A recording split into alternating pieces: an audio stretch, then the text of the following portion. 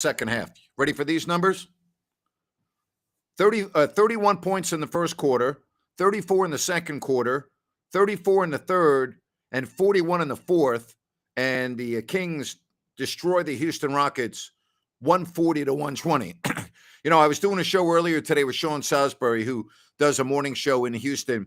And I asked him about the Rockets, and he said the one thing about the Rockets, they just are matadors on defense. They are absolutely horrible on defense. And boy, oh boy, the Kings exploited them tonight. Again, 140 to 120. Welcome to the postgame show.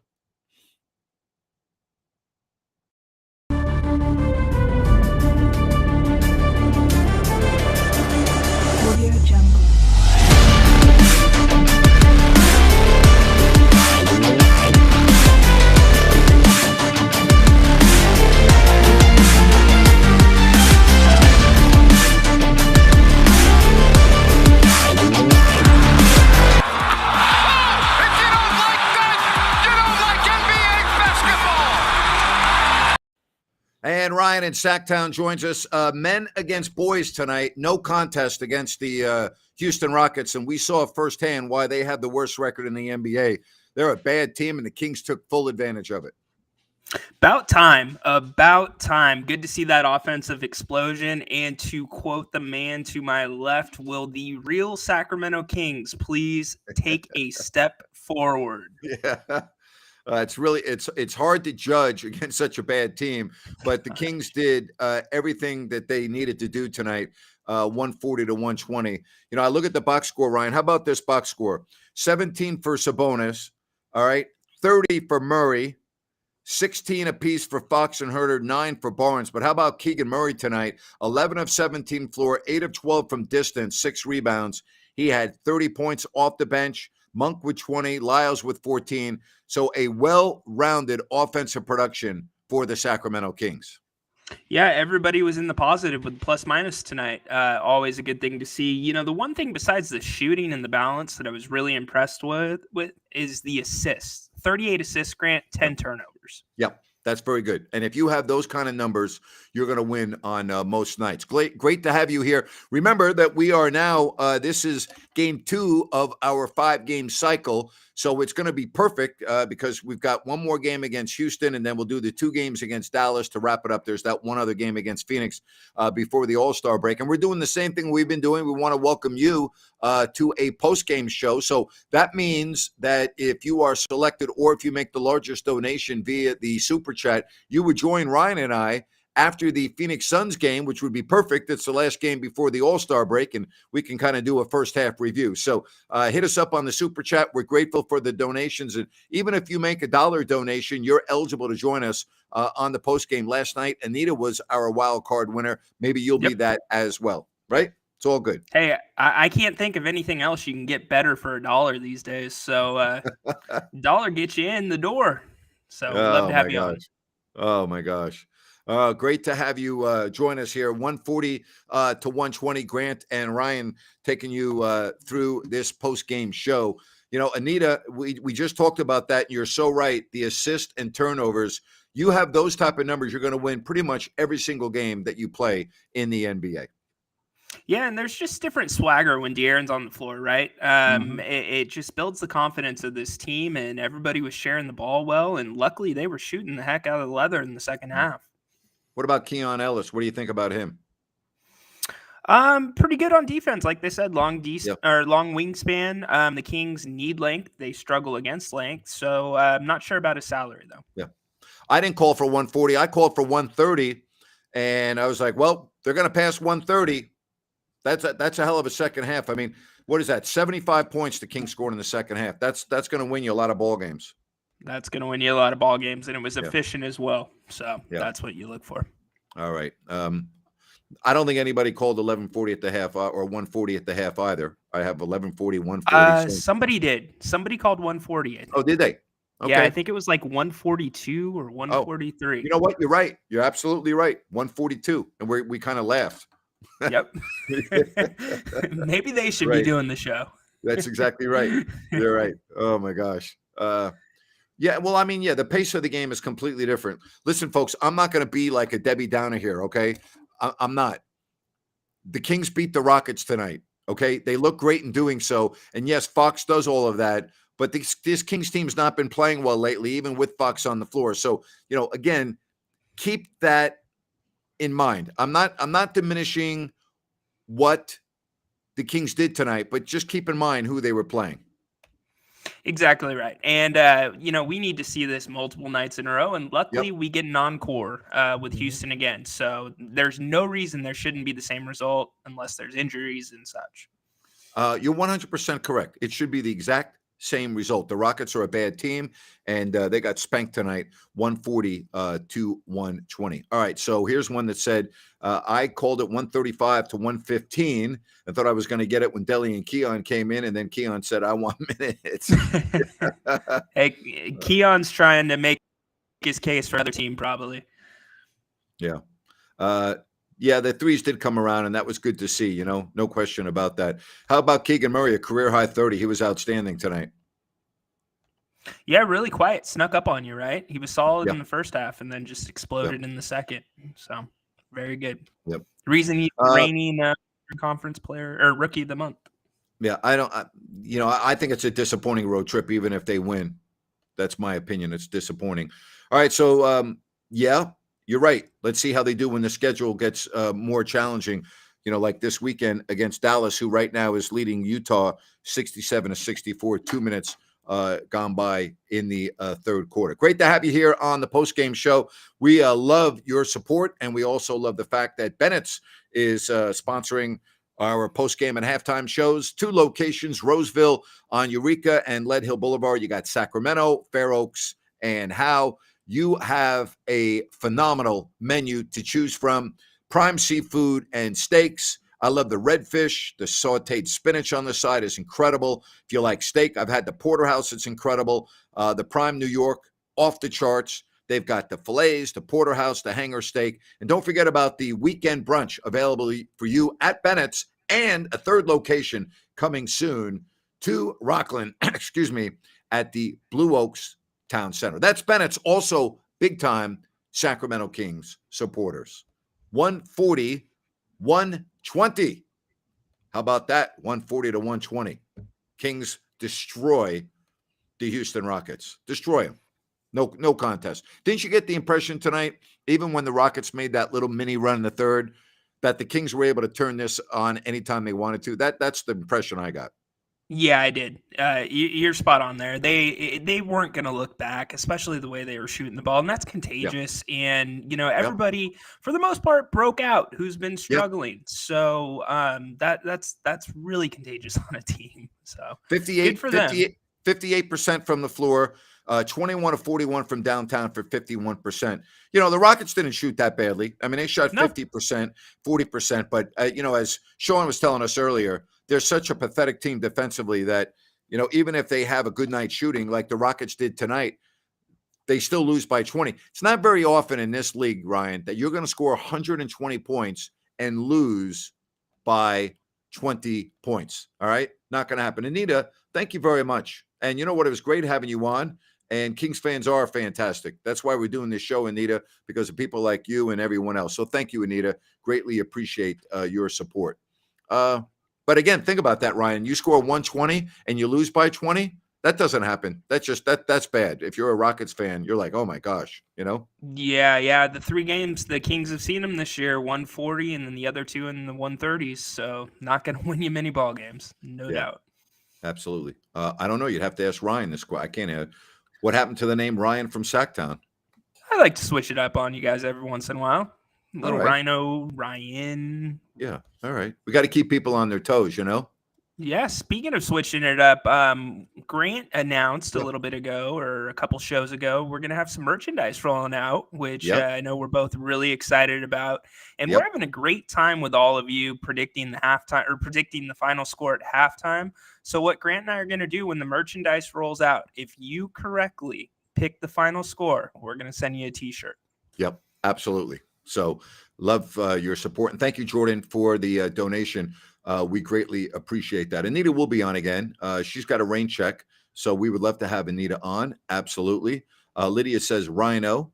And then we got Rhino. Ryan goes incognito. I don't really know what Ryan does or does not do, but Rhino, Ryan in Sacktown. We're good. We're good. We're good. And hey, a lot of people were way off with the score.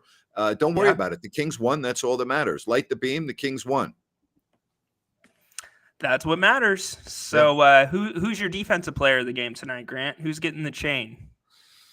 Oh, wow. That's a great question. I'm going to give it to Lyles. I just thought Lyles was phenomenal off the bench. I'm going to give it to him. How about you? Yeah, Lyles, I thought about. I'm going to give it to Metu. I really liked the energy that he brought off the bench on the defensive end. Got a couple of blocks. He was really active. So I like that bounce on him. And I'd love to see sometime him play with Sabonis. I think that would be a fun combination. We appreciate that you're going to wear your shirt to the gym. Thank you. They'll Sweet. be available. We'll tell you how you can get that here in the near future. India. All right. Hello from India.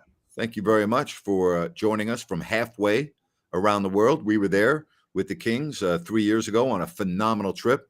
Had a great time in India, and kind of bizarre to go halfway around the world and only be gone for 3 nights. But that was the case. We were there for 3 nights. Yeah. That's a quick trip. That is a quick trip, my friend. Yeah. So you said 3 years ago, right?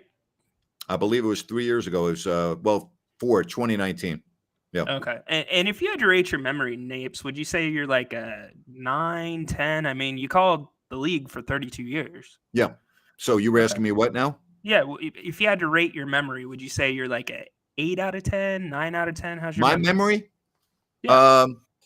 For 32 years in all the games, I would say an 8. Because, I can't 8? remember games that I did in the 80s and the 90s. But go ahead. Where are you going with this? Okay. Well, we're going to introduce some new segments. We love some Grant story time. So tonight we're introducing Back in Grant's Day. Oh, boy. So Grant, on this day, 23 years ago, you were in Philadelphia.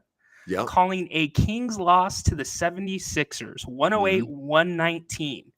Allen Iverson had 50 points and went 20 for 40 from the line. C-Webb had 32, and I'm going to see if you can remember who the Kings' second leading scorer was that night.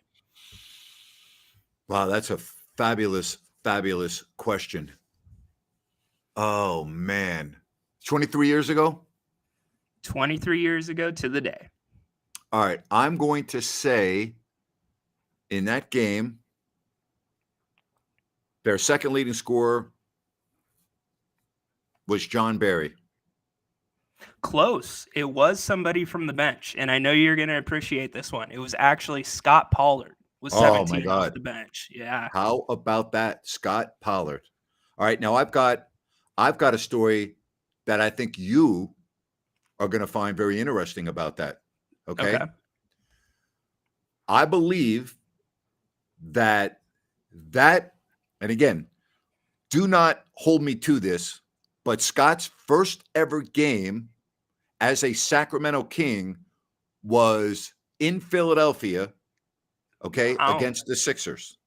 All right. Interesting. And the reason why I remember that is when the team was on the court behind us going through their formal warm-ups, I turned around and said, "Hey, I'm Grant. I'm the TV announcer. Welcome. It's great to have you here." And he said, "Hey, thank you very much." I remember this vividly. After the game, we're on the bus outside the arena, and Scott is sitting across from me. And back then, you didn't have all the fancy music and everything you had now. Right, like you had the lights, and CD players, it was bulky and everything, right? So I remember Scott sitting across from me, listening to the Moody Blues, sitting next to me. And Scott was one of the first ones on the bus, and I got on the bus rather quickly. And all of a sudden, Rick Mahorn, the former great Piston who was with the Sixers at the time, walks onto the bus and is looking for Scott, and he sees Scott, and Scott gets up off the bus, and they embrace, and they talk outside the bus for a couple of minutes. And then Scott gets back on the bus, starts listening to his music again, But so I remember that. Now, 23 years ago, I'm not positive if that was Scott's first year with the Kings, but his first game ever in Sacramento was the game at Philadelphia.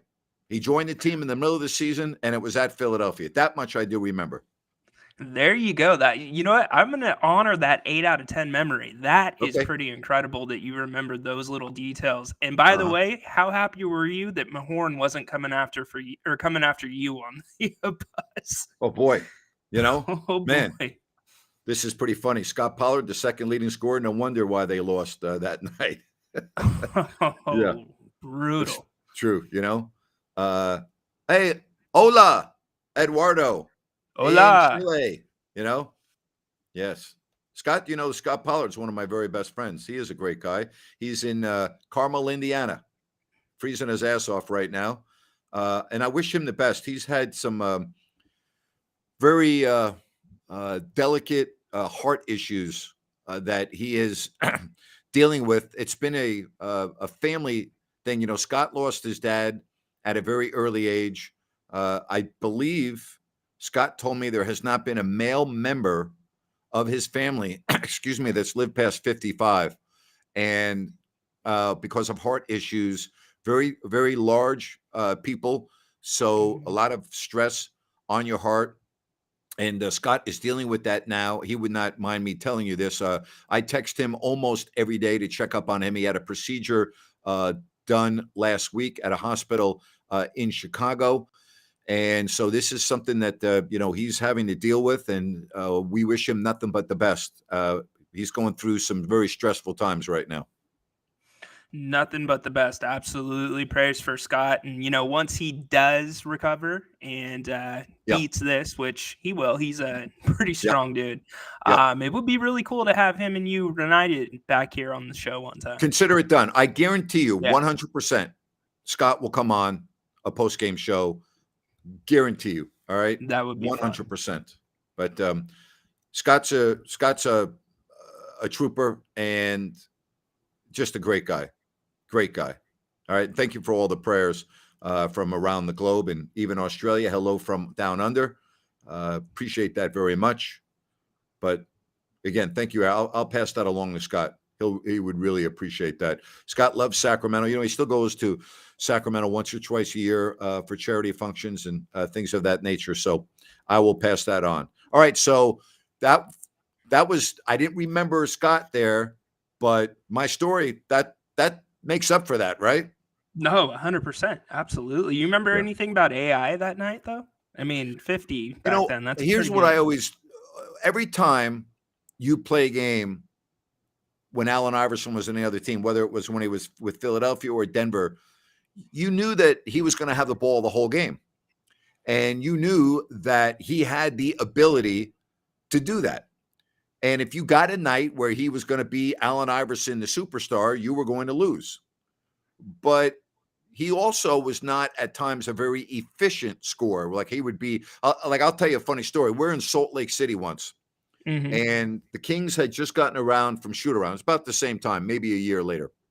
And we stayed at this hotel, which was built just for the Olympics. It's called the Grand America. Beautiful, beautiful hotel in downtown Salt Lake City. One of the nicest hotels that we stayed at annually. Beautiful hotel. If you ever go to Salt Lake City, stay at the Grand America. It's a spectacular hotel.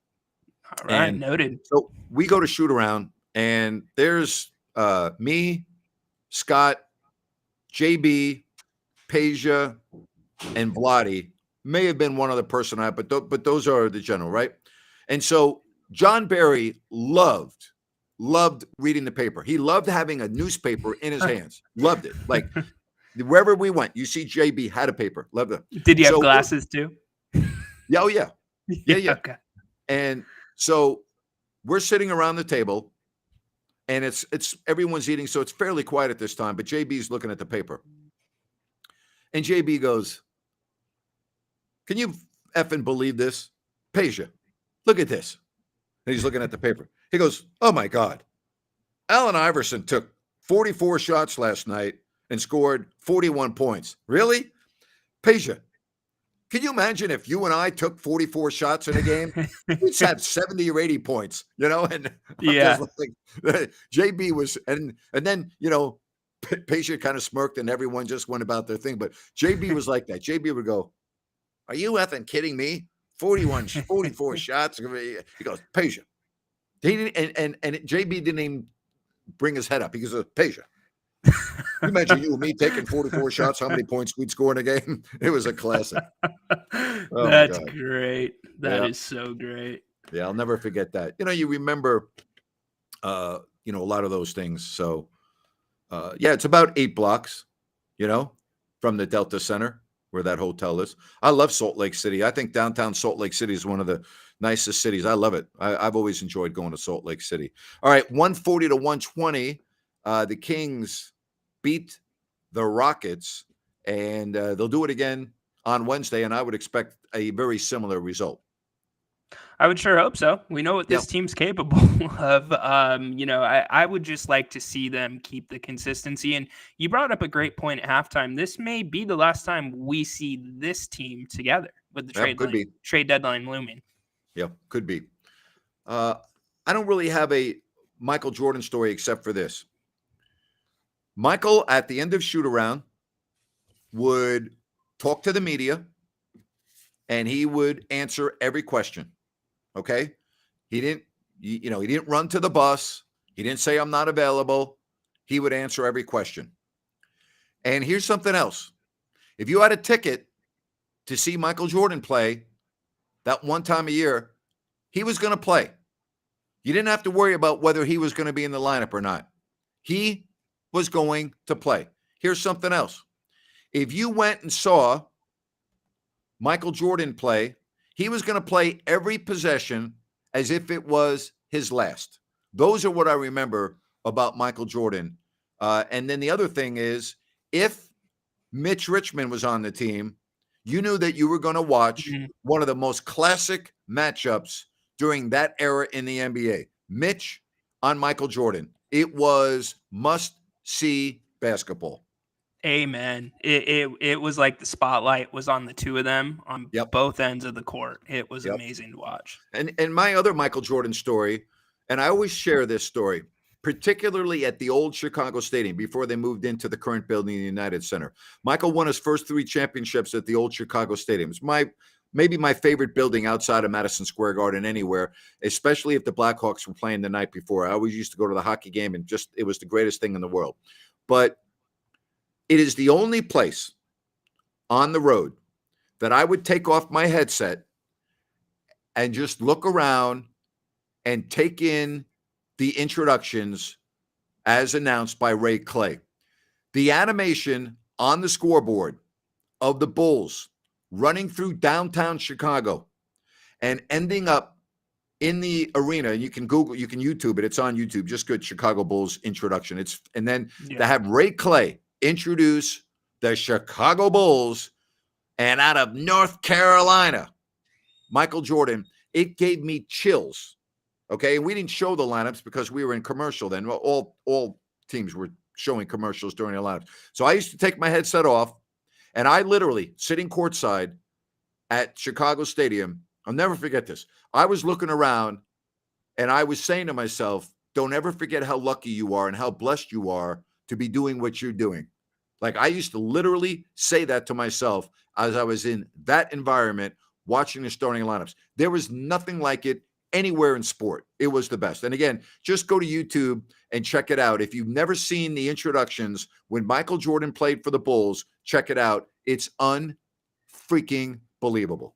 Yeah, and they kept that same introduction into They the still have it. United Center, right? Do they still have it? Yeah. They still have the same Yeah. introduction. They change the animation around and they make it more current from time to time. But that is the introduction of the Bulls running through the streets of downtown Chicago and into the arena. They still have that. Yep. That's great. That's great. Van Halen playing in the background. Oh, I'm telling you right now is the legendary. best introduction ever that I've ever experienced anywhere in sport in any venue. There's nothing like it. There's nothing like it. Incredible. Very, All right. very cool. 140 to 120. People now want all my stories. I can't give them I to you all know. at once. We're going to be with you Yeah. we're going to be doing this a lot. I have a lot of stories, obviously, but I would just tell you that when you experience greatness and you experience it in their building with the excitement that goes along. I always thought about, God, could you imagine being a Bulls fan and having season tickets and Oh my getting to gosh. watch Michael Jordan play every single night? Like, are you kidding me? Like, think about those fans, Ryan, that had season tickets year after year and got a chance to see Michael Jordan play every night. I mean, that's just unbelievable. Yeah, that would be insane. I mean, I think about the '02, like the 2000 to the '02 fans here in Sacramento, Yep. that had Same season thing. tickets. That was a fun period just because the way they played basketball, right? Yeah. And so I can only imagine the Jordan Bulls, Pippen and It's Cartwright, amazing. and oh boy, It- Wennington, Steve Kerr, yep. Jed Bushler. Come on. I'll never forget when the Kings beat the Bulls with Michael Jordan. And I believe Rodney McRae was on the Kings then, and it was great. I'll never forget that. And I remember interviewing, I think it was Rodney at the end of the game, and you were like, "Wow, the Kings just beat Michael Jordan and the Bulls in Chicago." That just very rarely Yeah. happened. But there was, I the game is so different now. I mean, the game is so different now. Like, think about Jordan. Jordan did everything, but you know what else Jordan did? He would post you. He would get the ball on the block. He would play with his back to the basket, and he was going to score. You don't see guards post up anymore. It's all a perimeter game, and it's like the game is so different now. And I miss the way the game was played back then. I really do. I Well, miss it. Grant, Yeah. the mid range is forgotten for the most Yep. part these days. Yep. I mean, I would say the last player that truly took advantage of that post up, like kind of guard mentality, was Kobe Bryant, like that. Yep. Those are the two. MJ and Kobe are the ones that I think about. Feel you out, stick the ball out, and Yep. they just mastered that fadeaway. LBJ does it from time to time, but Yeah. not the same. Hey, New Works Plumbing, folks, if you have any plumbing issues, they are there for you around the clock 24/7. Just go to sackserviceplumbing.com or call the number on your screen. New Works Plumbing, they've got a fix for you. 140 to 120, the final score tonight. No contest, and these same two teams will do it again in 48 hours, and I would expect the same result. I don't know if the Kings will score 140, but I would expect that they would win the game easily. Yeah, they should. No reason why they shouldn't, especially with Fox back, fresh legs. So hopefully the shooting continues. And thank you guys out there, by the way. Smash the like button, like Donald said, and follow Grant on YouTube. Get notified when we go live because you don't know. Yep. Maybe we'll just pop up and go live. That's exactly right. We might be doing that from time to time. And also, you can check out my website if you miss any of my work, if you don't like that.com. And of course, on Twitter at Grant Napier Show. So happy that you're with us. So happy that we finally, I mean, it was 2 games, but have good news to talk about 140 to 120. Keegan Murray tonight, a career high 30 points. And certainly that was great to see. He was 11 of 17. He made 8 threes. And 30 points, 6 rebounds. So happy to see that. Sabonis, another double-double, 17 points and 10 rebounds. The Kings coast, they roll 140 to 120. Any final thoughts here? No, not at all. Let's enjoy this one tonight. Remember, we were supposed to get this one tonight in this fashion. But definitely stay tuned for the trade deadline. I'm really looking forward to that. And Grant, I think you're spot on about a point guard. I've been scrolling through looking at who I think salary wise, and that's the move I think they've got to make. So it should be an interesting few days. Yeah, because if De'Aaron Fox misses any period of time, if the roster stays the way it is, I think they're going to fall quickly in the standings, and they need that guy. So Ryan, we'll see. They've got a little more than 48 hours to get it done. We'll see if they do. All right, buddy. Right. I hope you have a great rest of the evening. You too. Thanks, Grant. All right. Hey, really appreciate everybody joining us here on the stream. I'd give Isaiah Thomas a 10-day contract and give him a look-see. Absolutely. Why not? 10-day deal. See what he can do for you. We'll see. I know he works out every day. He's working hard, but he hasn't been successful in his last couple of stops. So we'll see. Malcolm Brogdon, take him too. All there. All right. Hey, thank you, everyone. Really appreciate your support. Make it a good evening. And don't forget, Ryan and I will be doing the same thing on Wednesday when it's the rematch with the Kings and the Rockets. Don't forget, Jerry Reynolds coming up at 3 o'clock on Wednesday as well. That's right. Jerry Reynolds right here on If You Don't Like That. So long, everybody.